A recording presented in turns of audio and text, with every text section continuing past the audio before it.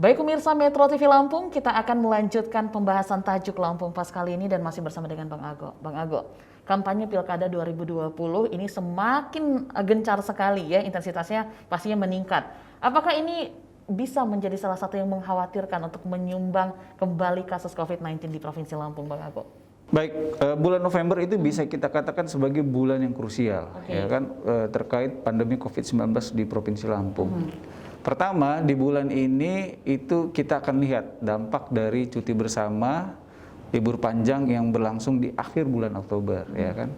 Kemudian kedua, bulan ini juga itu adalah masa pilkada, ya. Dan pilkada itu semakin mendekati hari H, 9 Desember nanti, itu artinya intensitasnya akan semakin tinggi, ya.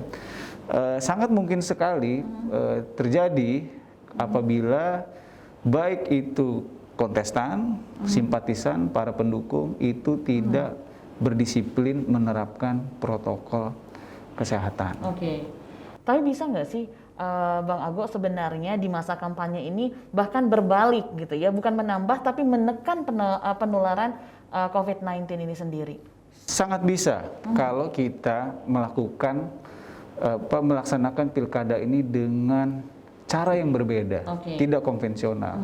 Kalau pola kampanye konvensional kan itu tatap muka langsung, ya, bahkan mendatangkan massa dalam jumlah cukup besar, ya. Kampanye terbuka biasanya itu ada aksi panggung, ya, dan lain sebagainya.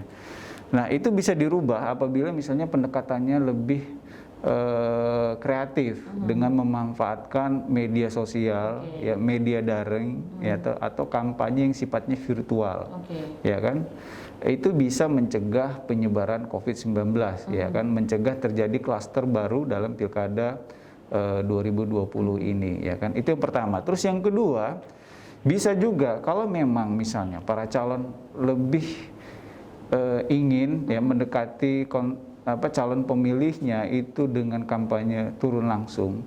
Nah, mereka harus, ya, ada semangat untuk melawan pandemi. Jadi setiap turun mereka ya harus, ya, bagi-bagi APD lah, bagi-bagi alat pelindung diri, ya, masker, hand sanitizer, dan lain sebagainya.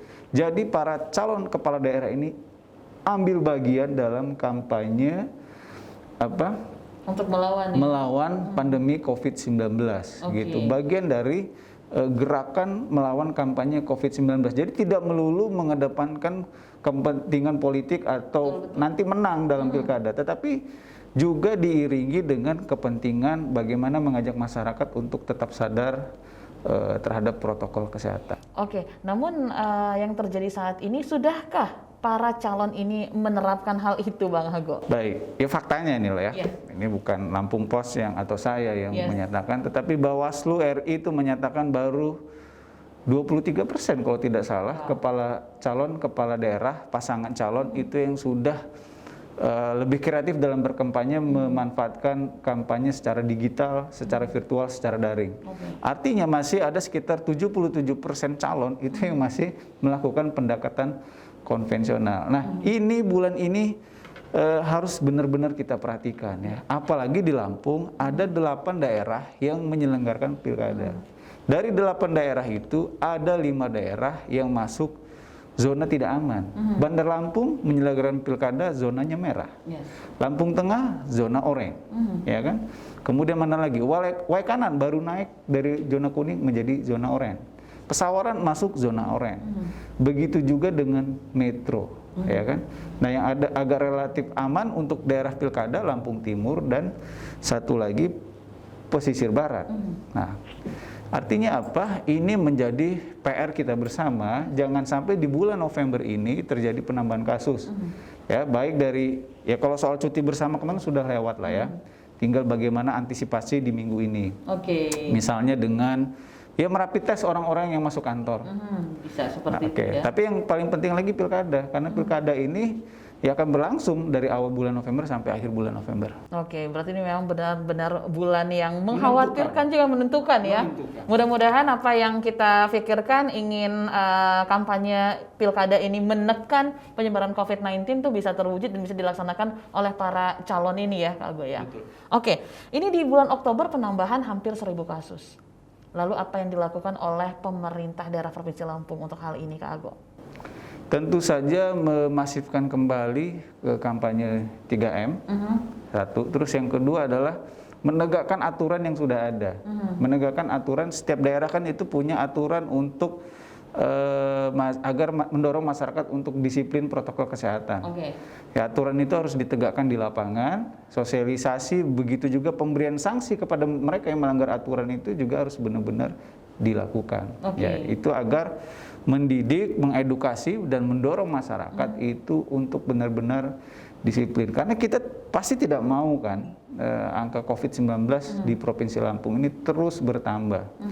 Tapi kalau itu tidak kita lakukan, ya bukan tidak mungkin lagi bulan November kita tembus 2.000 atau bahkan 3.000 kasus. Oke, tapi memang itu yang sudah dilakukan oleh pemerintah daerah Provinsi Lampung? Iya. Ya, tapi ini tidak hanya pemerintah lah ya. Masyarakat juga harus berdisiplin. Apalah artinya berbagai program apabila masyarakat sendiri tidak ikut andil bagian. Iya, bisa dibilang masyarakat malah inilah garda terdepannya ya. Betul, garda terdepan menghadapi COVID-19. Sejujurnya itu bukan tenaga medis, bukan pemerintah, tetapi kita semua masyarakat. Ya, apalagi hasil survei BPS bersama Satgas COVID-19 itu ada 17% orang Indonesia yang tidak percaya akan tertular COVID-19. Nah, ini adalah mereka ini adalah tugas kita bersama untuk untuk mengingatkan, menegur ya bahwa kita harus berdisiplin terhadap protokol kesehatan. Yang jelas 3M harus diterapkan, Kak Ago ya. Kak Ago, kita jeda lagi, nanti kita akan kembali untuk membahas trending topik apa saja yang ada di 3 platform Lampung Pas lainnya. Pemirsa Metro TV Lampung, jangan kemana-mana, sesaat lagi kami akan kembali, tetaplah bersama kami.